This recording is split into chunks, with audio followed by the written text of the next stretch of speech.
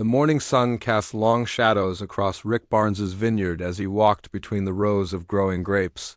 His metal arm moved with smooth precision as he checked each vine, testing the soil with fingers that could feel temperature and moisture better than flesh ever could.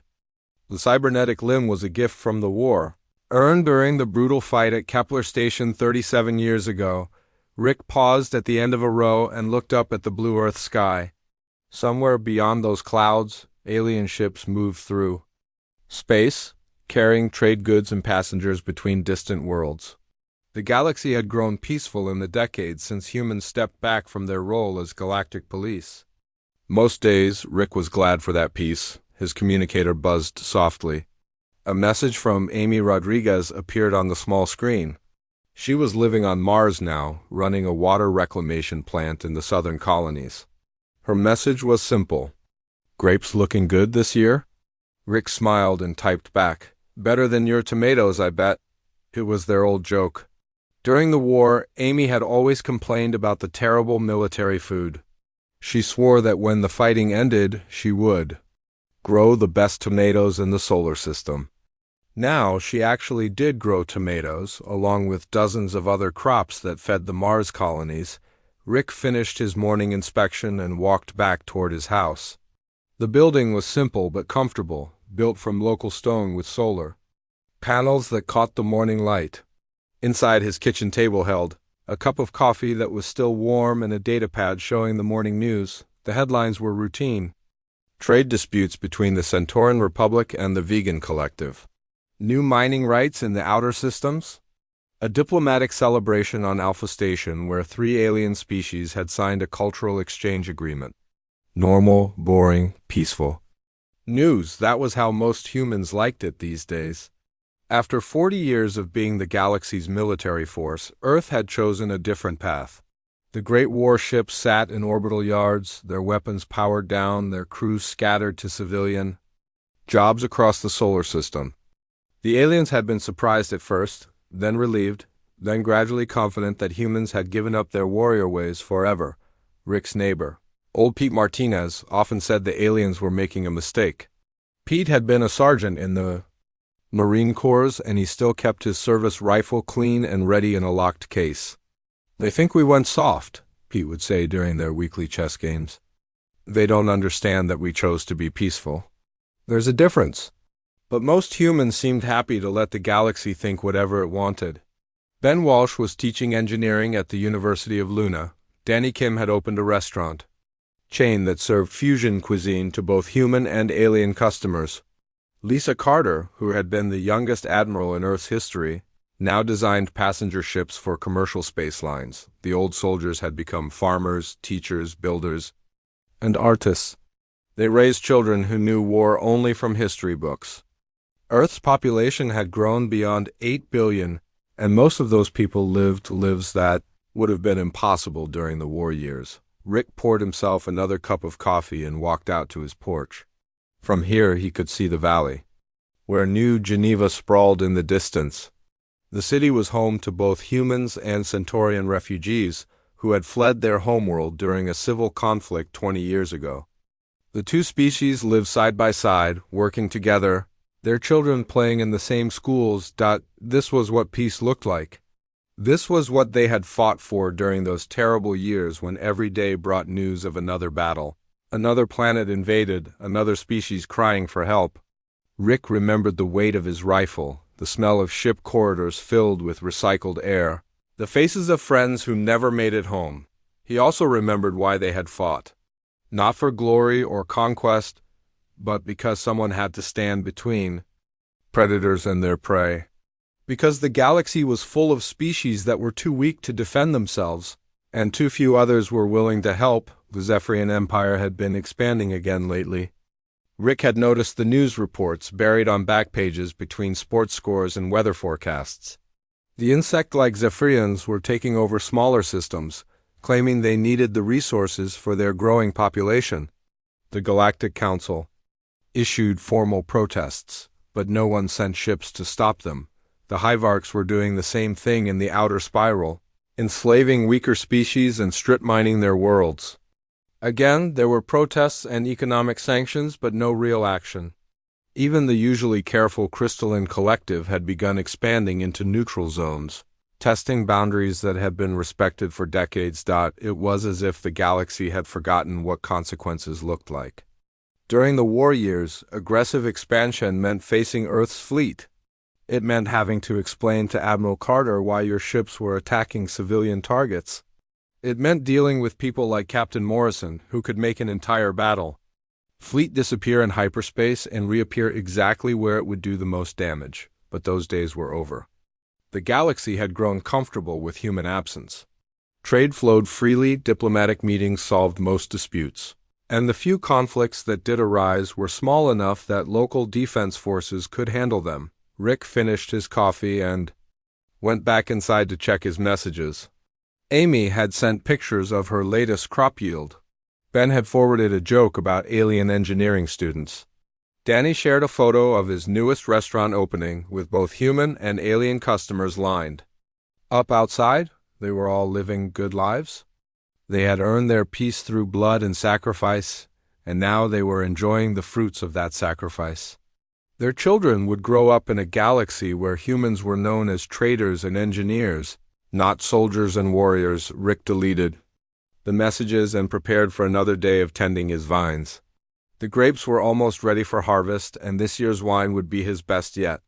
He had learned patience during the quiet years, learned to appreciate small pleasures and simple work, but late that night, as he locked up his house and prepared for bed, Rick found himself checking the security system twice. Old habits died hard, and some part of him remembered that peace was not a natural state of the universe. It was something that had to be maintained, protected, and sometimes fought for. Outside his window, the stars looked down on a galaxy that had forgotten what humans could do when they had to. Rick hoped, for everyone's sake, that they would never need to remember. The emergency alert reached Earth at 0347 hours. Galactic Standard Time. Rick Barnes was awake in seconds, his old military training pulling him from deep sleep as the harsh tone echoed through his house. He rolled out of bed and grabbed his communicator, his cybernetic hand already steady while his flesh one still trembled with sleep. The message was short and terrible. Haven Colony was under attack. Rick pulled up the news feeds on his wall screen, his heart sinking as he read the reports. Haven Colony was a farming world on the edge of human space, home to about 50,000 people. Most were human settlers who had arrived 20 years ago to grow food for the expanding colonies. But Haven was also home to nearly 30,000 Centaurian refugees who had fled their homeworld during a brutal civil war. The colony had been peaceful. The humans and Centaurians worked together in the fields. Their children attended the same schools, and both species had built something beautiful on what had once been an empty world. Rick had visited Haven Colony 5 years ago and remembered wide grain fields stretching to the horizon, small towns with mixed populations, and a sense of hope that had been rare during the war years. Now Zephyrian warships hung in orbit above Haven, and the colony was burning. Rick switched to the military emergency channel, using access codes he had not touched in decades. The channel crackled to life, and he heard voices he recognized. Amy Rodriguez was online from Mars. Ben Walsh was connecting from Luna. Danny Kim's signal came through from the asteroid belt, where he had been visiting his newest restaurant. Anyone getting clear signals from Haven? Amy's voice cut through the static. Negative, Ben replied. The Zephyrians are jamming most frequencies, but I'm picking up scattered transmissions. Rick adjusted his receiver and caught fragments of desperate messages. Colony Administrator Pete Johnson was coordinating the evacuation of civilian shelters. Dr. Helen Martinez was calling for medical supplies at the main hospital. Security Chief Tom Baker was trying to organize the handful of local police against impossible odds. The Zephyrians had brought a full battle fleet, 3 heavy cruisers, a dozen destroyers, and swarms of fighter craft. It was enough firepower to glass a planet, all aimed at a peaceful farming colony that had no military defenses beyond a few old patrol boats. Why Haven? Danny's voice was tight with anger. What could they possibly want with a farming world? The answer came from Ben, who had been monitoring Zephyrian military communications. It's not about the colony. It's about sending a message. They want to show the galaxy that humans won't protect anyone anymore. Rick felt something cold settle in his stomach. The Zephyrians were not just attacking Haven Colony. They were testing humanity's resolve. For 37 years, aliens had watched humans retreat from galactic affairs. Now they wanted to see if Earth would stay quiet while innocents died under human protection. The first orbital bombardment began at 0400 hours. Rick watched the feeds in horror as laser fire rained down on agricultural settlements. Grain silos exploded in balls of flame. Irrigation systems turned to twisted metal. Homes where families had been sleeping became craters in the ground. The civilian shelters held for the first hour. Haven's designers had learned from older colonies and built their emergency bunkers deep underground with heavy shielding. But they were meant to protect against natural disasters and pirate raids, not full-scale military assault. At 0430, Pete Johnson came on the emergency frequency.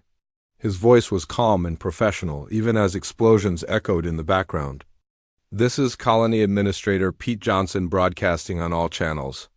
The Zephyrian fleet is conducting systematic bombardment of civilian targets. Our shelters are failing. We have approximately 15 minutes before the main refugee center is breached. Rick gripped his communicator hard enough that the plastic cracked.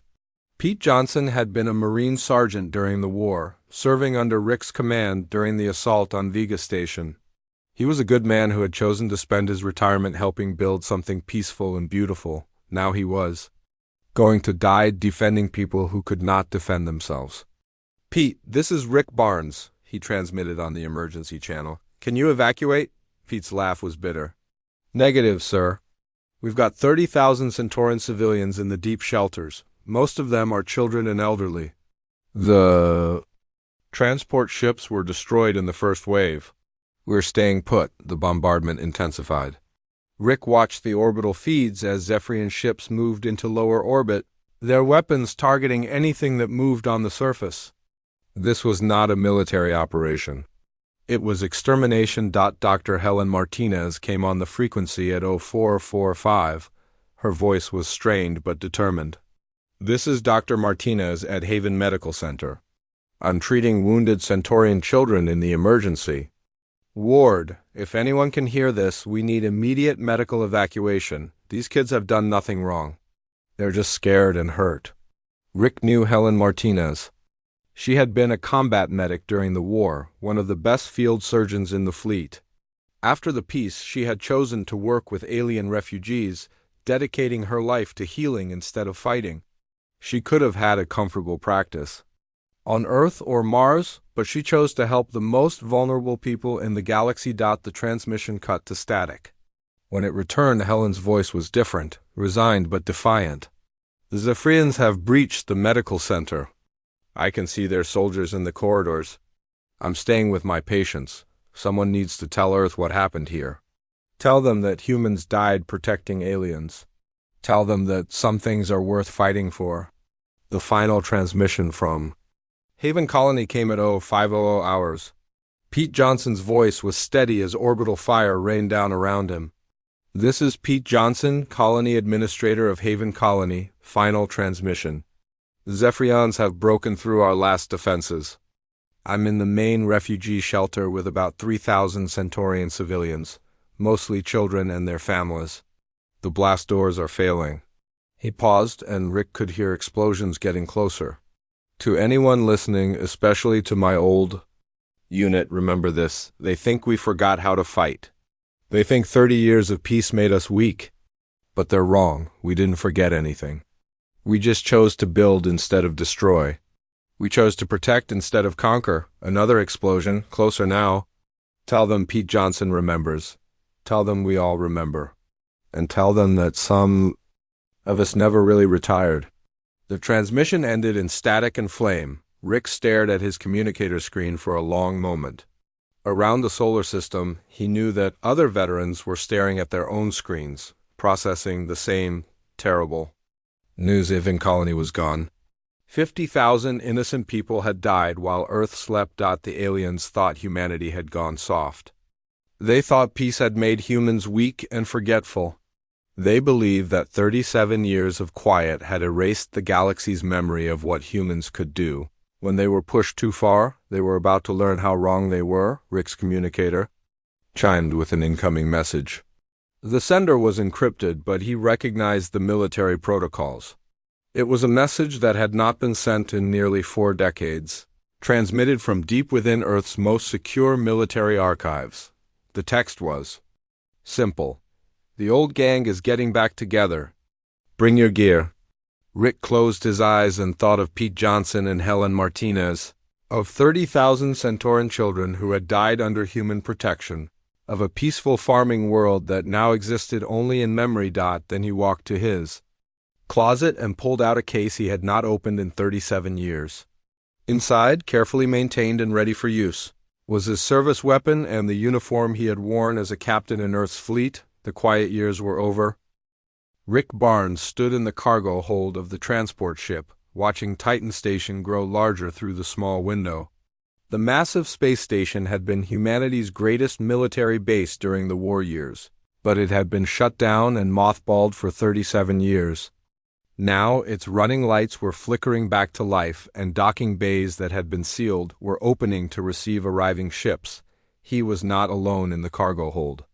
12 other veterans shared the cramped space, all of them older now, all of them carrying the same haunted look that came from watching the Haven Colony transmissions. They had introduced themselves during the 6-hour journey from Earth, sharing names and old unit numbers like passwords to a secret club. Maria Santos had been a fighter pilot during the war. She now ran a flight school on Luna, teaching civilian pilots how to navigate between the inner planets. Her hands still moved with the quick precision of someone who had once dogfought alien interceptors in deep space. Next to her sat Carlos Rivera, a former demolitions expert who had spent the last 20 years designing mining charges for asteroid operations. His face was weathered from decades of working in space, but his eyes held the same careful intelligence that had made him legendary for taking out enemy installations. Tony Kowalski sat near the back, his engineer's coveralls clean but well-worn. He had maintained civilian starships since the war ended, keeping freight haulers and passenger liners running between the colonies. But Rick remembered when Tony could fix a battle cruiser's engines while under enemy fire, working miracles with spare parts and determination. The transport ship docked with Titan Station at 1400 hours. As the airlock cycled open, Rick felt a strange sensation wash over him. The air inside the station smelled exactly the same as it had 4 decades ago. Metal and recycled atmosphere, cleaning compounds and machine oil. It was the smell of military life, and it brought back memories he had tried to forget. They walked through corridors that had been dark for decades, but were now illuminated by emergency lighting. Their footsteps echoed off metal walls, and Rick could hear the distant hum of life support systems coming back online. The station's automated systems were recognizing their biometric signatures, awakening from long sleep to serve their old masters. The main assembly hall was enormous, designed to hold briefings for entire battle fleets. When Rick and his group arrived, it was already half full with veterans from across the solar system. More were arriving every hour, their ships docking at bays that had not seen use since the last war. Rick recognized many faces, even aged by decades of civilian life. There was Linda Chang, the sniper who had held the line at Proxima Station. She now worked as a security consultant for mining companies, but her eyes still had the patient, calculating look of someone who could put a bullet exactly where it needed to go. Carla Stevens stood near the front of the hall, talking quietly with a group of former explosives specialists. She had spent the peace years working in asteroid demolition, but everyone knew her real reputation came from the way she had cracked the defenses of 3 different alien fortress worlds. At the center of the gathering stood General Kate Sullivan, her gray hair pulled back in the same severe style she had worn during the war. She was 71 years old now, but she still carried herself like someone who could command fleets and move planets. The conversations in the hall grew quiet as she stepped up to the speaking platform. "Ladies and gentlemen," she began, her voice carrying clearly through the vast space. "Thank you for coming. I know this was not an easy decision for any of you." Rick looked around the hall and counted heads. Nearly 5,000 veterans had answered the call. They came from every branch of the old military, from every corner of human space. Some had traveled for days to reach Titan Station, leaving behind businesses and families and the comfortable lives they had built during the peace years. "You all know why we're here," General Sullivan continued. "Haven Colony is gone. 50,000 innocent people are dead, including 30,000 alien refugees who were under our protection. The Zephyrians did this to test us, to see if we would respond. The galaxy is watching to see what we will do." She paused, letting her words sink in. "For 37 years, we have lived in peace. We chose to step back from galactic affairs. We chose to build instead of destroy, to create instead of conquer. Many of you have children who have never known war.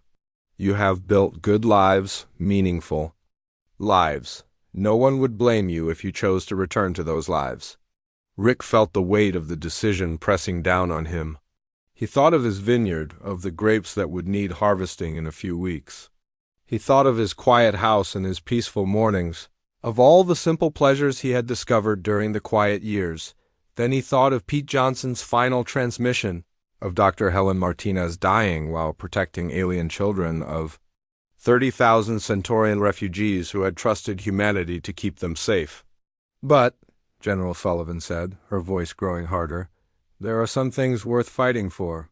There are some lines that cannot be crossed. The Zephyrians believe we have gone soft. They believe peace has made us weak. They think we have forgotten who we are." She looked out over the assembled veterans, meeting their eyes one by one. They are about to learn how wrong they are. The hall erupted in voices as veterans called out their agreement. Rick found himself shouting along with the rest, feeling something he had not experienced in decades. It was not bloodlust or anger, though both were present. It was purpose. It was the knowledge that some things were worth the terrible price of war. Over the next 6 hours, the logistics began to take shape. Chief Quartermaster Sam Porter had arrived from Mars, where he had been managing supply chains for the colonial government. He stood before a wall-sized display showing the station's vast storage bays, each one packed with military equipment that had been waiting in perfect preservation. "We have enough ships for a full battle fleet," he reported.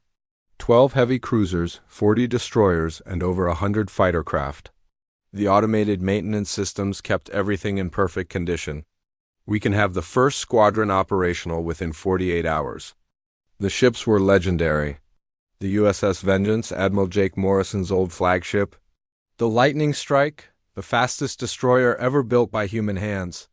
The Iron Resolve, a heavy cruiser that had broken the siege of 3 different worlds. But the most important element was not the ships or the weapons. It was the people. Rick looked around the assembly hall and saw faces that had been young during the last war, now marked by age and experience. They were farmers and teachers, engineers, and business owners. They had lived full lives during the peace years, had raised families and built communities and contributed something positive to the galaxy.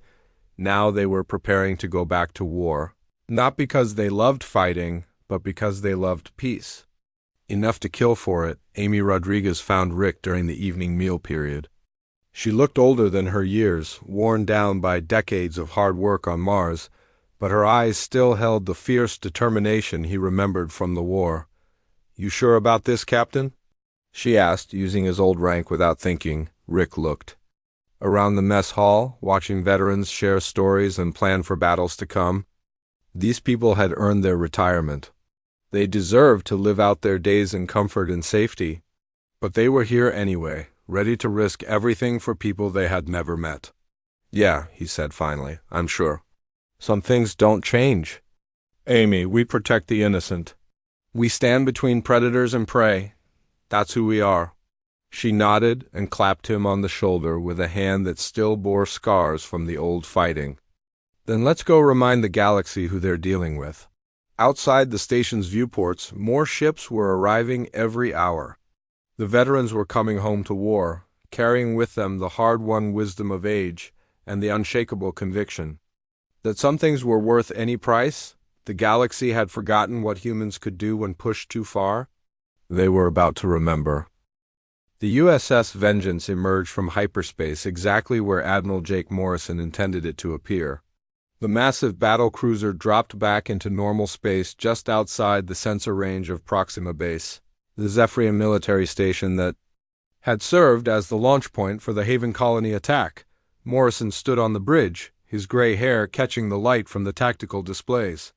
At 68, he was older than he had been during the last war, but his mind was as sharp as ever. The bridge crew around him consisted entirely of veterans who had served together for decades, first in war and then in peace. "Sensor report," Morrison said quietly. Lieutenant Commander Paul Hendricks, now in his 60s but still the best navigator in the fleet, studied his displays.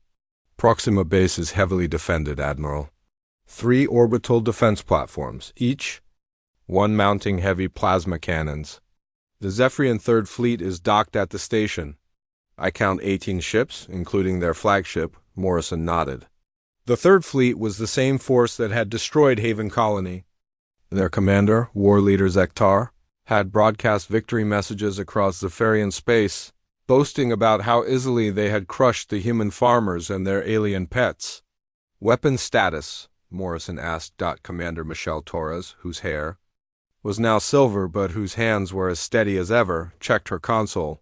"All systems green, Admiral. Main batteries are charged and ready, missile tubes are loaded. The ship is ready for battle." Morrison had served with both officers for over 40 years. Hendricks had navigated them through some of the most dangerous space battles in galactic history. Torres had destroyed enemy fleets with precision that bordered on art. They had been young lieutenants during the First Alien War, had risen through the ranks together, and had chosen to return to service when their people needed them. "Signal the fleet," Morrison said. "All ships prepare for attack. Remember, we are not here for conquest or revenge. We are here to send a message. The message is simple: humanity protects the innocent." Around the Vengeance, 37 other ships materialized from hyperspace. Destroyers that had been mothballed for decades now hummed with power. Fighter squadrons launched from carrier bays that had been sealed since the peace treaties. The human fleet arranged itself in perfect formation, every ship exactly where it needed to be. On Proxima Base, alarms were beginning to sound. The Zephyrians had been caught completely off guard. Their sensors had detected nothing until the human ships were already in attack position. It was a level of tactical precision that the younger alien races had never experienced. Morrison opened a communication channel to the base. "Proxima Base. This is Admiral Jake Morrison of the Earth Defense Fleet. You have 45 seconds to surrender unconditionally. After that, we will consider you a legitimate military target." The response came from War Leader Zektar himself. The Zephyrian's translated voice was full of arrogance and disbelief. "Morrison, you are a relic from a dead era. Humanity has no stomach for war anymore. You proved that when you ran away 30 years ago." Morrison smiled grimly. "We didn't run away, War Leader. We were just taking a break. The break is over." The Battle of Proxima Base began at 0800 hours, Galactic Standard Time. The human fleet moved with mechanical precision, each ship playing its assigned role in a symphony of destruction that had been planned down to the second. The destroyer Lightning Strike, commanded by Captain Linda Shang, swept in fast and low, its guns targeting the base's sensor arrays. Chang had spent the peace years as a security consultant, but she had lost none of her ability to hit targets with surgical precision. The base's eyes went dark in the first 30 seconds of the battle. The heavy cruiser Iron Resolve, under Captain Carlos Rivera, engaged the orbital defense platforms. Rivera's ship absorbed punishment that would have destroyed a lesser vessel, its armor plating glowing red-hot under enemy fire. But Rivera had always been the best at close-quarters combat, and his guns methodically dismantled the Zephyrian defenses piece by piece. Fighter squadrons, led by Captain Maria Santos, swept through the battle space, their small ships dancing between enemy fire to deliver precise strikes against weak points in the Zephyrian formation. Santos had taught civilian pilots for 20 years, but in combat she moved with the fluid grace of someone born to fly.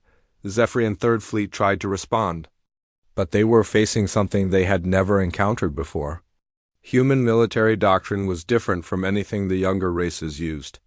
Where aliens relied on overwhelming firepower or advanced technology, humans used coordination, timing, and the ability to adapt to changing conditions. War leader Zektar's flagship, the Dominant Claw, was a massive vessel bristling with weapons. It should have been able to destroy any single human ship, but it was not facing a single ship. It was facing a fleet that moved as one organism, where every captain knew exactly what every other captain would do. The Vengeance and 2 destroyers hit the Dominant Claw from 3 directions simultaneously. Morrison's guns targeted the alien ship's engines. The destroyers focused on its weapon systems. In less than 5 minutes, the Zephyrian flagship was drifting helplessly, its systems failing one by one. War leader Zektar, Morrison broadcast across all frequencies. Your ship is disabled. Your fleet is destroyed. Your base is defenseless. Do you surrender? The Zephyrian's response was predictable. Never. The Zephyrian Empire does not surrender. To weak mammals who forgot how to fight, Morrison sighed. You still don't understand. We didn't forget how to fight. We just choose when to fight. Today we choose to fight. The USS Vengeance's main guns spoke once. The massive energy beams struck the Dominant Claw amidships, and the alien flagship simply ceased to exist. One moment it was there. The next it was expanding debris and cooling plasma. The rest of the Zephyrian Third Fleet tried to flee, but human ships were faster and their crews more experienced. Within 2 hours, the entire enemy force was either destroyed or captured. Proxima Base itself was taken intact, its surviving crew imprisoned in their own detention facilities, but Morrison was not finished.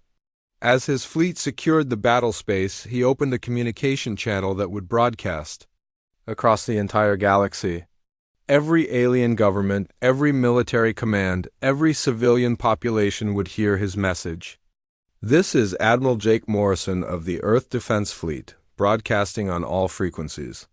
Today, the Zephyrian Third Fleet was destroyed in retaliation for the massacre at Haven Colony. This action was taken to protect innocent lives and to defend those who cannot defend themselves. He paused, letting his words sink in across 1,000 worlds. For 37 years, humanity has chosen peace. We have built instead of destroyed. We have created instead of conquered. We have raised our children to value life over death, cooperation over conflict. Many of you interpreted this as weakness. You were wrong. On his tactical display, Morrison could see alien fleets throughout the galaxy changing course, withdrawing from contested systems, pulling back to their home territories. We do not seek conquest or domination. We do not want your worlds or your resources, but we will not allow the innocent to be slaughtered while we stand by and watch. Every species that has harmed civilians under our protection now has 48 hours to withdraw to your original borders. After that, we stop being peaceful. Morrison ended the transmission and looked around his bridge. The faces he saw there were tired but satisfied. They had done what needed to be done. They had sent the message that needed to be sent. Signal the fleet, he said quietly. Prepare for the next phase? Something tells me we're going to be busy. For a while. Outside the bridge viewports, the wreckage of the Zephyrian Third Fleet drifted in space, a monument to the galaxy's mistaken belief that humans had forgotten how to wage war. The veterans had returned to battle, and they had reminded the universe of a simple truth. Humanity fought not because they loved war, but because they loved peace enough to kill for it. The counterstrike was complete. Now came the harder task of rebuilding the peace they had fought to protect. The response from across the galaxy came faster than anyone had expected. Within 12 hours of Admiral Morrison's broadcast, the Crystalline Collective sent a formal message to Earth. Their crystalline ships began withdrawing from the neutral zones they had been testing, and their ambassador requested an immediate meeting to discuss mutual understanding and cooperation. General Kate Sullivan read the message from her new office on Titan Station, which had become humanity's military headquarters once again. The station buzzed with activity as veterans worked around the clock to restore ships and prepare for whatever came next. But the early responses suggested that maybe, just maybe, the galaxy had gotten the message without requiring more bloodshed. The Hivarchs were next. Their insectoid fleets pulled back from the outer systems where they had been enslaving weaker species. The enslaved populations were released and provided with transport ships to return to their homeworlds. The Hivarch Queen sent a simple message. The ancient agreements will be honored. The strong will not prey upon the weak while humans watch. Even the smaller aggressive species began changing their behavior. The Koran raiders, who had been attacking merchant ships near the trade routes, suddenly found themselves facing human patrol vessels that seemed to appear from nowhere.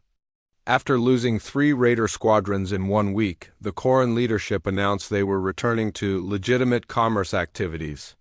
But the most surprising response came from the Zephyrian Empire itself. Within 48 hours of the Proxima base battle, Emperor Zekmel sent a message directly to Earth. The translation was formal and careful. The Empire acknowledges the strength of humanity and withdraws all forces to pre-expansion boundaries. We request negotiation for new agreements that respect human concerns. Sullivan smiled as she read the message. The Zephyrians had been the most aggressive of the alien powers, convinced that humanity had grown weak. Now they were asking for negotiations like polite neighbors instead of making demands like conquerors. The real test came 2 weeks later when reports arrived of a new crisis. The Thakari Republic, a peaceful species of amphibian-like beings, was under attack by the Vorthan hegemony. The Vorthans were a militaristic race that had stayed quiet during humanity's active years but had grown bold during the peaceful decades. Sullivan called Admiral Morrison to her office. The veteran commander looked tired but determined as he reviewed the intelligence reports. The Thakari had no military to speak of. They were scientists and artists, philosophers and teachers. Their greatest achievement was a series of universities that educated young beings from dozens of species. Now those universities were burning under Vorthan bombardment. "How many ships can we spare?" Sullivan asked. Morrison studied the tactical displays. 2 squadrons should be enough. The Vorthans have numbers, but they've never faced coordinated human tactics. Captain Rivera can handle it with the Iron Resolve and her escort group. Sullivan nodded. Make it happen. And make sure the entire galaxy knows why we're doing this. The Battle of Thakari Prime lasted only 4 hours. Captain Carlos Rivera's squadron emerged from hyperspace in perfect formation, immediately engaging the Vorthan fleet that was bombarding the planet's surface. The aliens had been expecting an easy conquest of a defenseless world. Instead, they found themselves facing human ships crewed by veterans who had fought in battles across the galaxy. Rivera's tactics were textbook perfect. He divided the enemy fleet, isolated their heavy ships, and destroyed them piece by piece while his destroyers protected the Thakari evacuation ships. When it was over, the Vorthan commander surrendered unconditionally and agreed to pay reparations for the damage to Thakari cities, but more importantly, the battle was broadcast across the galactic communication networks. Every species could see that humanity had returned not as conquerors but as protectors. The humans had saved the Thakari, helped evacuate their civilians, and then withdrawn to let the amphibian species rebuild their world in peace. Over the following months, a pattern emerged.